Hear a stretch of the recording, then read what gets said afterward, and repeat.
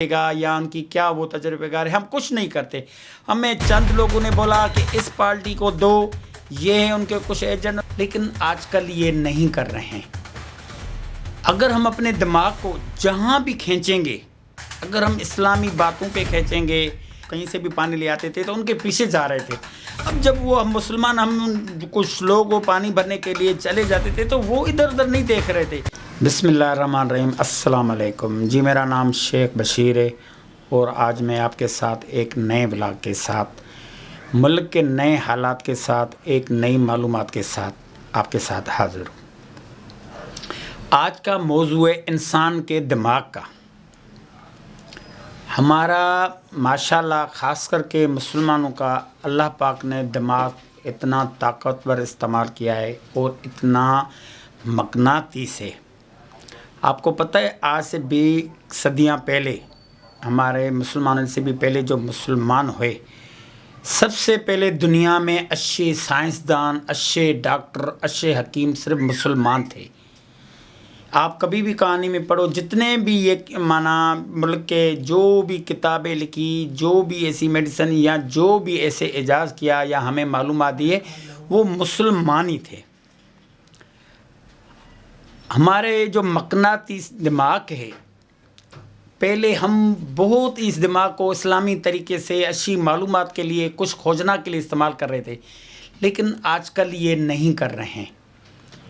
اگر ہم اپنے دماغ کو جہاں بھی کھینچیں گے، اگر ہم اسلامی باتوں پہ کھینچیں گے، کسی بندے نے ہمیں وہاں ترجیح کے مثال دیتا ہوں، جیسے جمعرات کو مولوی خطبہ کرتا ہے یا کسی مسجد میں تقریر ہوتی ہے، تو جب ہمیں وہاں مولانا بیٹھ کے ہمارے کو قصے، ہمارے پیارے پیغمبر کے یا نبیوں کے کوئی بھی قصے سناتے، تو ہماری سوچ وہاں چلی جاتی ہے. وہاں بالکل ہم وہی ہو جاتے ہیں کہ جیسے ہم اس دنیا میں آئیں، انشاءاللہ وہی کام کرتے ہیں، وہی کام کریں گے.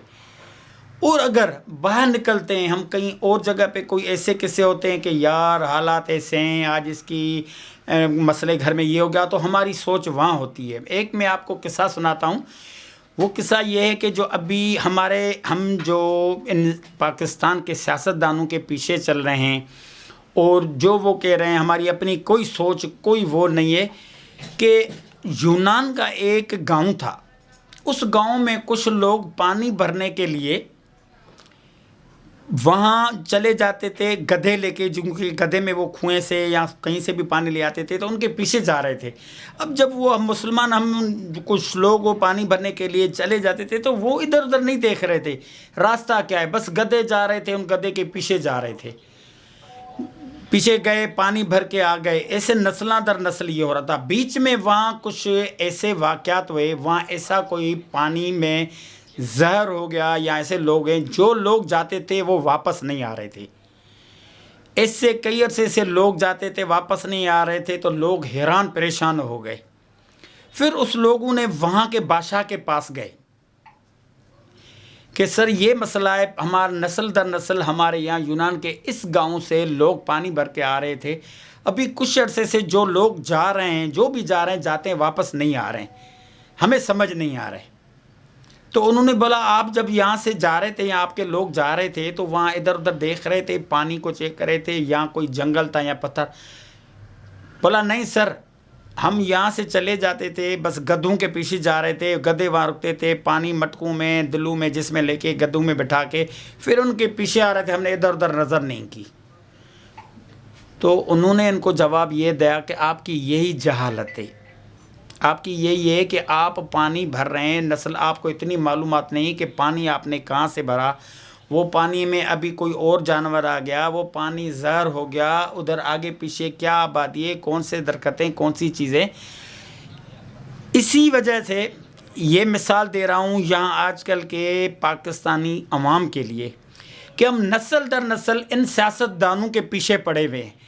ووٹ دینے سے پہلے ہم یہ معلومات نہیں کرتے ہیں کہ انہوں نے اگلے کیا کیا تھا، ان کا بیک گراؤنڈ کیا ہے، یہ سیاست کیا کتنا پڑھا ہوا ہے، یہ کتنا وہ ہے، ہمیں آگے سکھ دے گا، یا ان کی کیا وہ تجربے کار ہے. ہم کچھ نہیں کرتے.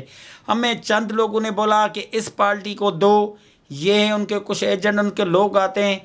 اس کے بعد ہم ساری عمر پچھتاتے ہیں، 5 سال پورے پچھتاتے ہیں. ان کو پیچھے کوئی بھی سیاست ہے، ابھی تک ہمارے ترقی کا راز اس لیے نہیں ہے کہ ہم ابھی تک صرف کسی کے اشاروں پہ، کسی کے اپنی سوچ پہ نہیں چل رہے ہیں، اپنے دماغ پہ نہیں چل رہے ہیں کہ یہ جو سیاستدان ہیں یہ وہی سیاستدان ہیں، ان کے خاندان کے پیچھے خاندان، وہی ان کا بیٹا آ رہا ہے، ان کی بیٹی آ رہی ہے، ان کے رشتہ دار آ رہے ہیں۔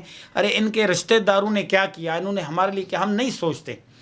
جب الیکشن میں وہ جیت جاتے ہیں، آ کے بیٹھ جاتے ہیں، ہمیں وہی تکلیف دیتے ہیں، وہی ہمارے لیے مسئلے، نوکری کے لیے نہ ہماری کو میرٹ دیتے ہیں، نہ ہماری کوئی رسپانس ہوتی ہے، نہ وہ ان کا وہ کرتے ہیں، نہ ہمیں کوئی پانی کی یا اور سہولت دیتے ہیں، پھر ہم پچھتاتے رہتے ہیں۔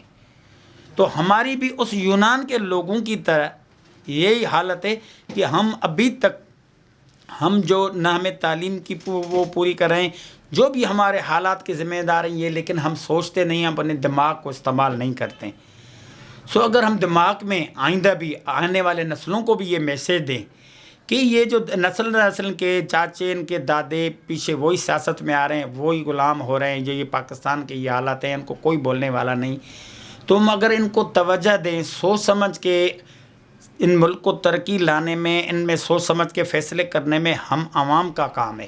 اگر ہم ان کے پیچھے چلتے، چند لوگ ہیں جو ان کے رکھے ہوئے، وہ ہمیں گھما رہے ہیں، اشارہ کریں، یہاں اشارہ کرو، یہاں اشارہ کرو، وہ بس ہم ان کے پیچھے ہی جا رہے ہیں، ان کے پیچھے اپنی سوچ نہیں ہے۔ تو یہ کریں، یہ کون ہے، یہ ان کی ایسی کیوں باتیں کر رہے ہیں؟ تو تمام دوستوں کو یہ ریکویسٹ ہے کہ پیارے بھائیوں، زندگی میں ترقی کرنے کے لیے اپنی سوچ کو زیادہ سوچو، اپنی سوچ پہ چلو، اپنے فیصلے آپ کرو، کسی کے فیصلے میں نہیں۔ ہر چیز کا فیصلہ کرنے سے پہلے آپ تھوڑا سوچو کہ ہم کس راستے میں جا رہے ہیں، ہمارے ترقی کا، ان کا مستقبل کیا ہوگا، ابھی ہمارا کیا ہے، جو یہ باتیں کر رہا ہے ان کا آگے رزلٹ کیا ہوگا۔